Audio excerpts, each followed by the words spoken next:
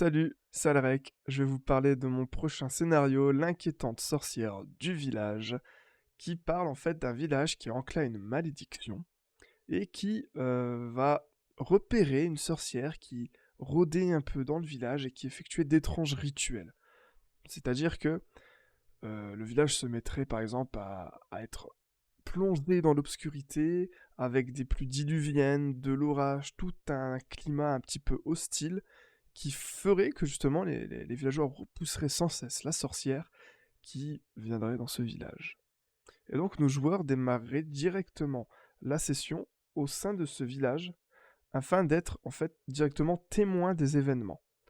Ils y viendraient, ils marqueraient effectivement qu'il fait jour et que bizarrement dans la ville il fait nuit et que effectivement ils verraient peut-être une ombre passer ici et là, les villageois un petit peu commençaient à s'énerver, à devenir très sanguins, essayant peut-être d'attraper la sorcière pour la brûler au bûcher, et malheureusement en fait au final juste la faire fuir, et donc supplier nos joueurs d'aller retrouver cette sorcière afin de lui régler son compte et qu'il puisse retrouver une certaine tranquillité. Donc nos joueurs vont se diriger en travers la forêt en espérant retrouver la petite cabane de la sorcière et voir un petit peu ensuite ce que nos joueurs décideront de faire. Donc ici on va mettre une carte tout aussi inquiétante, hein, assez sombre, une forêt avec beaucoup d'arbres morts, peu d'éclairage, même s'il n'y aura pas forcément beaucoup de danger ici. Le truc c'est que les joueurs vont devoir trouver des solutions pour peut-être bien s'éclairer, bien retrouver le chemin. On imagine quand même un ou deux ennemis, peut-être des animaux un peu sauvages, qui se feraient attaquer, pourquoi pas, vu que on n'oublie pas qu'il y a quand même une certaine malédiction sur le village. Ça peut être beaucoup de corbeaux, une nuée de corbeaux qui viendraient un petit peu les picorer avant de s'en aller. On peut imaginer tout un tas de petits événements qui rajouteraient un peu de piment, si je peux dire, à cette petite traversée. Ensuite, nos joueurs arriveraient donc devant la maison de cette sorcière. Là, ça va commencer à devenir vraiment intéressant puisque nos joueurs vont commencer à, normalement, réfléchir à propos de cette sorcière. Qu'est-ce qu'on fait? On est devant la maison de sorcière. Est-ce qu'on la brûle directement? La maison est en bois, on la brûle. On aurait sûrement, du coup, fait ce que nous a demandé le village. Ou bien on remarque qu'il y a quelques plantations, on essaye un petit peu d'observer, il y a quelques petites décorations, il y a, il y a des petits pots là, ici, devant chez la sorcière. Elle a l'air quand même de pas juste être là pour faire le mal. Peut-être que c'est bizarre, quoi. Je veux dire, la sorcière, elle a une jolie petite hutte, petite cabane avec un peu de plantation, quelques décorations. Il y a même quelques fleurs ici. Bon, bah, disons que les joueurs vont dans tous les cas, s'ils brûlent pas tout de suite la maison de la sorcière, ils devraient au moins rentrer dedans, essayer de toquer même, pourquoi pas, voir un petit peu qui est cette sorcière, ce qu'elle veut, ou ne serait-ce que directement peut-être l'agresser en rentrant chez elle. Ça, c'est au choix des joueurs. Et donc on arrive à l'intérieur de la maison de la sorcière, juste ici. Hop, je vais encore une fois agrandir suffisamment la carte pour que vous la voyez bien. Ça sera un petit peu déformé comme ça, mais ça restera tout aussi beau. Là, on arrive dans la maison de la sorcière. On imagine que les joueurs rentreraient par ici. Et ils se retrouvent en fait devant une maison, tout ce qu'il y a de plus banal en fait. On a de la nourriture, des plantations, tout ce que pourrait aussi avoir besoin d'une sorcière, hein, des des petites herbes un peu spéciales, des petits objets de rituel. Ici, on a par exemple un crâne, on a une plante qui pourrait émaner une certaine source de magie, une citrouille, tout ce qui est attrait à une sorcière. Et les joueurs pourraient être amenés à discuter avec, peut-être à fouiller sa maison et remarquer que, bah ok, c'est un peu bizarre, ça reste une sorcière, mais au final, il n'y a rien non plus de tout de suite d'imminent, de très inquiétant. Et justement, l'idée, ça serait que les joueurs se fassent gentiment accueillir par la sorcière, d'une façon très chaleureuse. Elle leur proposerait un thé, qui leur donnerait même, pourquoi pas, quelques petits bonus. On peut imaginer pour appuyer le fait que cette sorcière, bah déjà c'est une sorcière, donc elle n'a pas fait n'importe quel thé, mais en plus, elle leur a donné un petit bonus bénéfique. Libre à vous, si au contraire vous voulez semer le doute, de dire que le thé est pas forcément très bon, qu'il octroie peut-être un malus et un bonus, les deux, pour jouer un peu sur les deux tableaux et laisser encore les joueurs dans le doute. Au contraire, vous pouvez même faire en sorte que le thé donne un malus si vous voulez qu'il soupçonne un peu plus la sorcière d'être méchante. Mais ce qui est sûr, c'est que dans ce scénario, au fond, la sorcière est vraiment adorable, très gentille, elle va essayer va être juste très contente en fait qu'on lui rende visite, elle va mettre ses convives, nos joueurs aux petits soins, prendre bien soin d'eux, leur proposer même le gîte s'il faut, avant de reprendre la route. Petit détail ici, c'est cette trappe. Alors, si vous faites ce scénario avec une autre carte de maison, c'est pas nécessaire, mais moi dans mon cas, je vais prévoir que les joueurs vont peut-être voir fouiller cette trappe.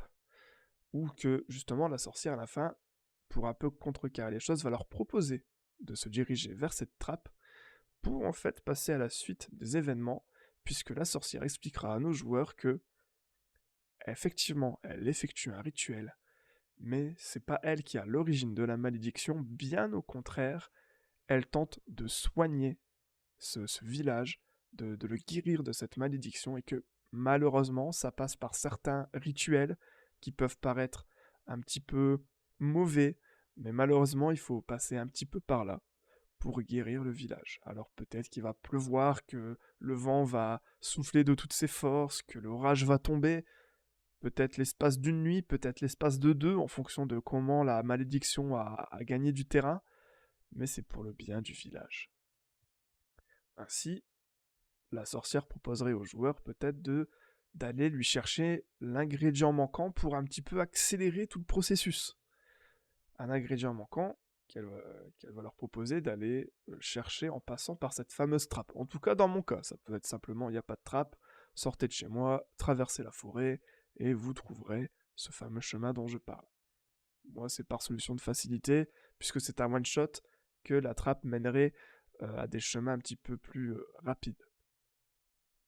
Ainsi, les joueurs passant par la trappe à la recherche de ce fameux ingrédient, qui serait une plume de harpie, je vais vous le dire tout de suite, ça serait une plume de harpie, vont se retrouver à traverser plus ou moins la forêt très rapidement et se retrouver ici, dans ce qui semble être des ruines d'anciennes habitations au gré d'un chemin, pardon, et elles vont se retrouver à pouvoir commencer à se poser des questions en fait. Il y aurait quelques questions à se poser.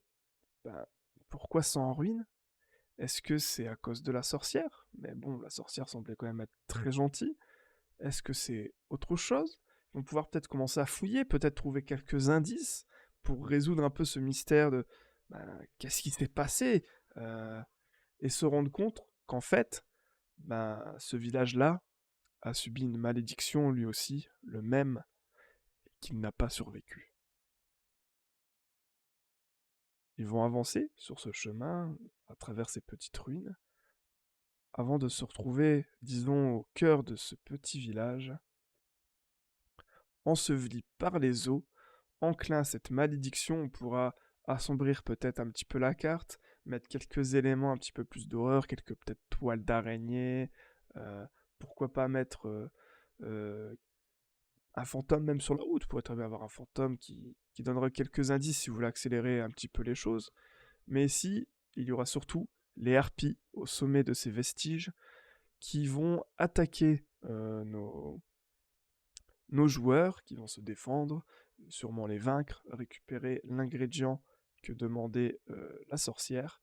Mais surtout, ce qui va être le plus important, c'est que les joueurs puissent se rendre compte, et l'occasion de se rendre compte à, à demi-mesure, hein, effectivement, ça va être à quel niveau vous voulez que ces joueurs se rendent compte que ce village a été enclin à la malédiction, que ce village a été remonté par les eaux, que les hommes de ce village ont été tués, et que les femmes de ce village, elles, ont été transformées en harpies, attaquant nos joueurs.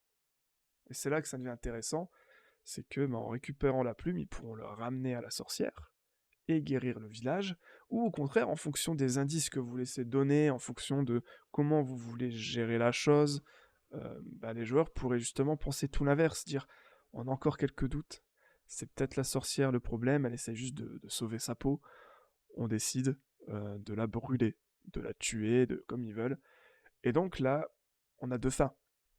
La bonne fin, où effectivement, ils font confiance à la sorcière, où ils trouvent suffisamment d'indices pour remarquer que la sorcière est de bonne foi, et dans ce cas-là, le village va pouvoir guérir, être sauvé, pourquoi pas même faire participer les joueurs au rituel, pour amener peut-être un petit peu de suspense au fait que ben, les villageois vont devenir inquiets, peut-être influencer les joueurs à arrêter le rituel qu'ils sont en train de faire, et donc aux joueurs de continuer avec le doute, avec les râles des villageois, ou au contraire, pendant le rituel, imaginez qu'un joueur décide d'arrêter et s'élance sur la sorcière, laissant ses compagnons un petit peu surpris en devant agir, en s'interposant ou l'accompagnant dans son action.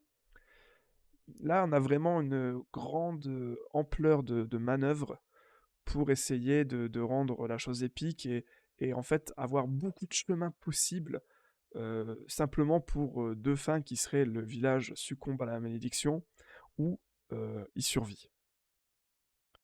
Euh, je pense que j'ai à peu près tout dit sur le scénario, donc sur l'inquiétante sorcière du village.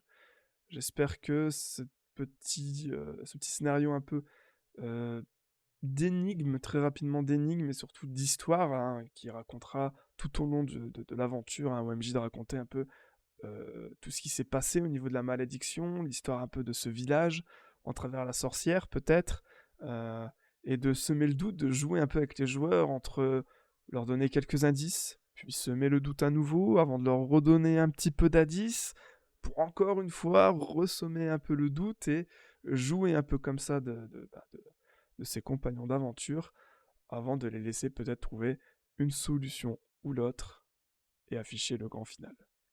Je vous remercie beaucoup. Je vous dis à bientôt pour un prochain scénario, un prochain one-shot. Prenez soin de vous. Au revoir.